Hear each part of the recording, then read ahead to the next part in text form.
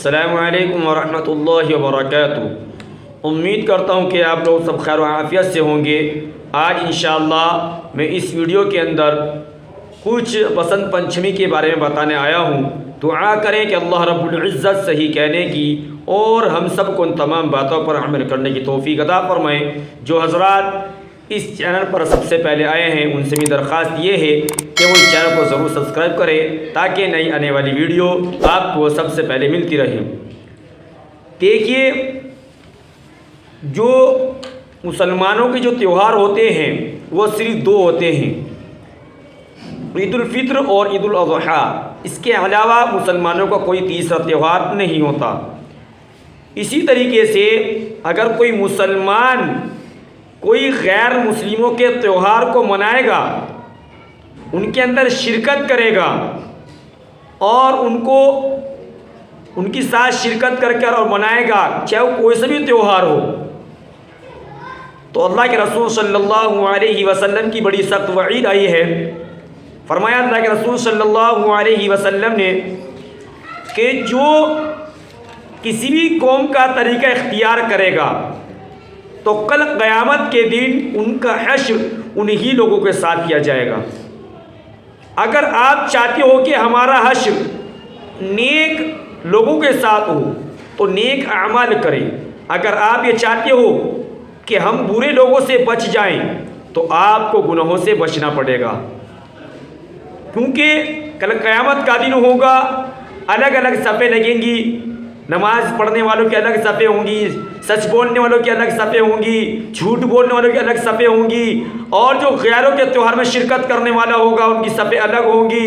ہر طرح کے انسان اپنی صفوں کے اندر خود پہنچ جائے گا۔ تو اسی طریقے سے جیسا کہ بسنت پنچمی ہے، یہ مسلمانوں کا تیوہار نہیں ہے، یہ ایک غیروں کا تیوہار ہے اور اس میں شرکت کرنا ہمارے لیے جائز نہیں ہے۔ بہت سارے حضرات یہ سمجھتے ہیں کہ ہم پتنگ اڑائی تو رہے ہیں، تھوڑا سا ہم جو ہے ٹائم تو پاس کر رہے ہیں، اور پتنگ کی چکر میں ہمیں نہ تو نماز کی پرواہ رہتی ہے، نہ ماں باپ کا ادب احترام رہتا ہے۔ کیوں؟ ماں آوازیں لگاتی رہتی ہے کہ بیٹا مجھے لا دے، اور بیٹا ایسا مگن ہو جاتا ہے اس پتنگ بازی کے اندر کہ اپنی ماں کو بھی جواب دے دیتا ہے۔ تو اسی لیے میں تمام تر ماں باپ سے کہنا چاہوں گا کہ اپنی اولاد کو پتنگ بازی کے لیے ہرگز پیسے مت دیں۔ اگر آپ نے ان کو پیسے دیے تو کل قیامت کا دن ہوگا، یہی اولاد ہوگی آپ کا گریبان ہوگا، یہی اولاد آپ کا کل قیامت میں گریبان پکڑے گی۔ پوچھے گی وہ آپ سے کہ آپ ہمیں روک بھی تو سکتے تھے، آج وہی اولاد آپ سے پیار محبت سے پیسے مانگتی ہے اور آپ دے دیتے ہیں، لیکن کل قیامت کا دن ہوگا یہی اولاد آپ کا گریبان پکڑ کر کھڑا ہو جائے گی، پھر کیا جواب دو گے اللہ کو؟ تو اسی لیے اپنے آپ کو بھی اور اپنے بچوں کو بھی اس گناہوں سے بچائیے۔ تو اسی لیے میں کہنا چاہوں گا کہ اپنے اولاد کو پتنگ کے لیے ہرگز پیسے نہ دیں، پیسے نہ دیں ہرگز انہیں۔ اور دوسری چیز، بچے تو بچے کیا، بچے کا باپ بھی ساتھ مل کر پتنگ اڑاتا، آج کا ٹائم یہ چل گیا، اللہ حفاظت فرمائے ہم سب کی۔ تو اسی طریقے سے یاد رکھنا کہ بسنت کا یہ کھیل ایک ایسا کھیل ہے کہ اس کے اندر نقصان ہی نقصان ہے، ایک بھی فائدہ نظر نہیں آتا، اور کتنے حادثات دیکھنے کو ملتے ہیں ہر سال۔ اور جب سے چائنیز مانجا چلا ہے انہوں نے کتنے کی جان لے لی ہے۔ ابھی بسنت آئی نہیں ہے لیکن مسلمانوں نے ایک کوہرام مچا دیا کہ بسنت آنے والی ہے، اور کتنے لوگوں کی جان چلی گئی ہے کہ اس مانجے کی چکر میں۔ اگر کوئی آپ کے ہاتھ سے ایک قتل ہو رہا ہے تو یاد رکھنا کل قیامت کا دن آپ کو اس کا جواب دینا ہوگا۔ اور دوسری چیز، انسان یہ سمجھتا ہے کہ میں پتنگ آج لوٹوں گا کیونکہ اڑانے میں زیادہ گناہ ہے اور لوٹنے میں کم گناہ ہے۔ نہیں، آپ اگر اپنے پیسے سے لا رہے ہیں وہ بھی گناہ ہے، اور اگر آپ لوٹ کر اڑا رہے ہیں وہ اس سے زیادہ گناہ ہے۔ کیوں؟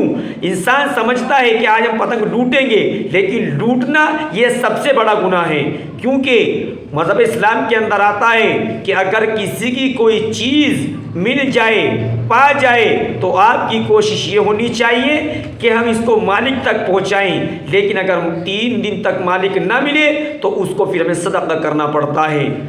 اور یہاں تو الٹا حساب ہوتا ہے کہ کسی طرح ہم ایک دوسرے کی پتنگ کاٹ دیں، اس میں انسان دل دکھانے کے علاوہ کوئی کام نہیں کرتا، اور دل دکھانا انسان کا بہت بڑا جرم ہے، گناہ کبیرہ ہے۔ تو اسی لیے اپنی اولاد کو پتنگ بازی سے بچائیں، ورنہ کل قیامت کے دن آپ کو حساب و کتاب دینا ہوگا۔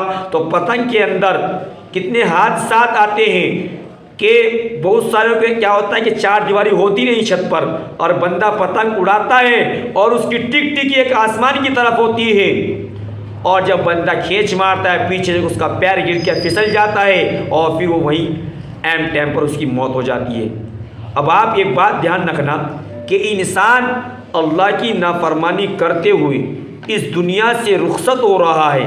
اب آپ اندازہ لگا سکتے ہیں کہ کیا اس کو اللہ تعالیٰ معاف کرے گا یا گناہ دے گا یا سزا دے گا، کیا دے گا وہ اللہ بہتر جانتا ہے۔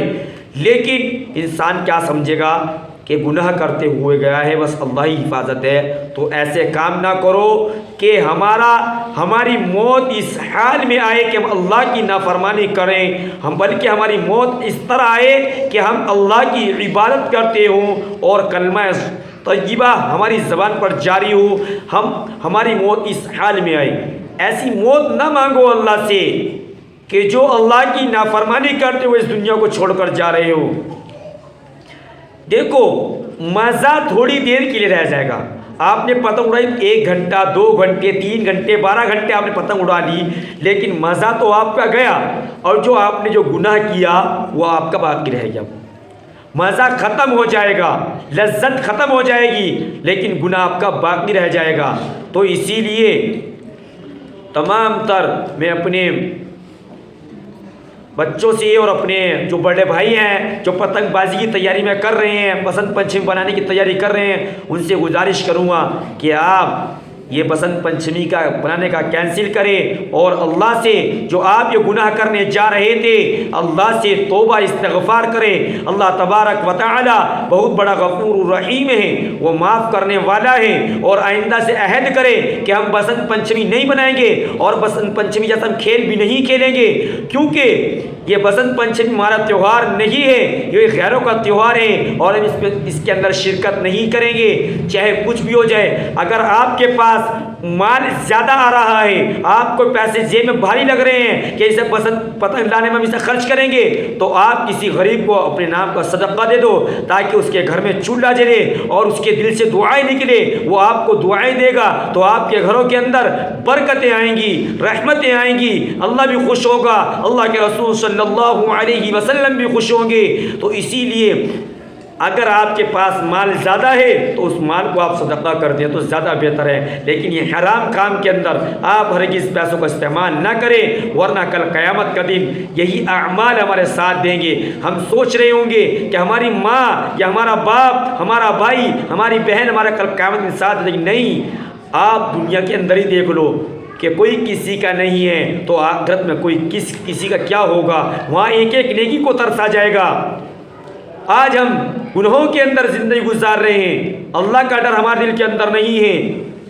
اللہ کے رسول صلی اللہ علیہ وسلم نے کہا کہ موت کو یاد کرتے رہا کرو اور 5 ٹائم کی نماز پڑھا کرو۔